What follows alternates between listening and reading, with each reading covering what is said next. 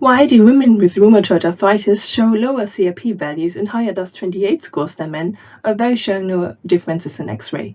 And why are up to 9 out of 10 patients diagnosed with SLE women, yet men with SLE often experience more severe kidney damage and life-threatening complications? My name is Dr. Annika Podewski. I'm a rheumatology resident from Berlin and the EMEUNET country liaison for Germany.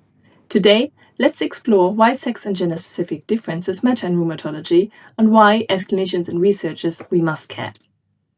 First, let's clarify two concepts, sex and gender. Sex is a biologically based construct defining inherent differences between males and females. This includes chromosomal differences, hormonal patterns, and genetic factors. Greatly simplified, testosterone inhibits pro-inflammatory cytokines and antibody production. Estradiol's effects are dose-dependent. At higher concentrations, anti-inflammatory. At lower levels, pro-inflammatory.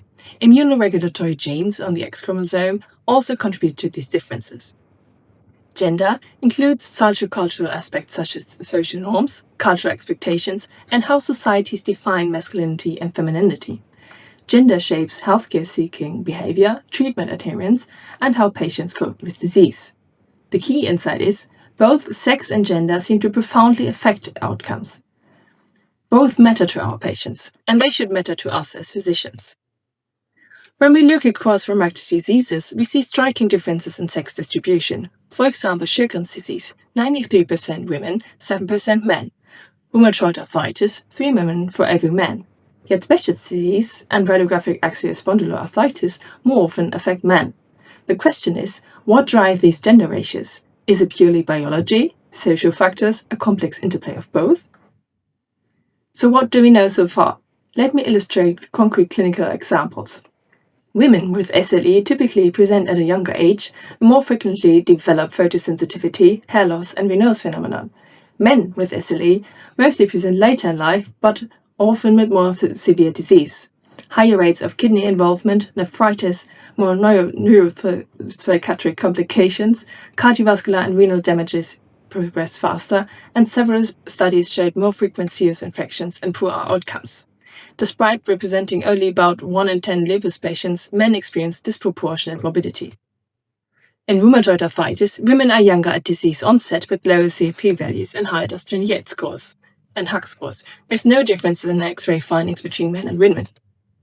Comorbidities in RA are frequent, but differ between the sexes. Women do more often present with depression, fibromyalgia, and hypothyroidism, while men often have cardiovascular diseases and diabetes. In psoriatic arthritis, men more frequently exhibit axial involvement, more severe psoriasis, and nail involvement, and more severe structural damages in imaging. Women, however, respond less well to biologic treatment than men, regardless of the type of treatment or mechanism of action, especially TNF inhibitors, IL-17A, IL-23, IL-12-23 in a recent study, and they, for example, do not benefit from combination therapy with methotrexate and ustekinumab compared to ustekinumab monotherapy. This reveals a massive blind spot, the gender data gap. Women are mostly underrepresented in clinical trials relative to disease burden. Men are underrepresented in SLE and Sjogren's disease, while often showing more severe manifestations. The mechanisms are not yet understood. The main problem is sex disaggregated data are frequently missing from published results.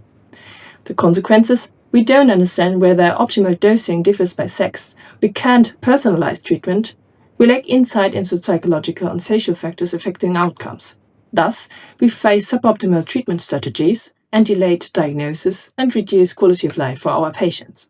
That has to change. So, what do we need to do? For researchers, commit to sex disaggregated analysis and fund neglected research areas, psychological impacts, treatment adherence, optimal dosing.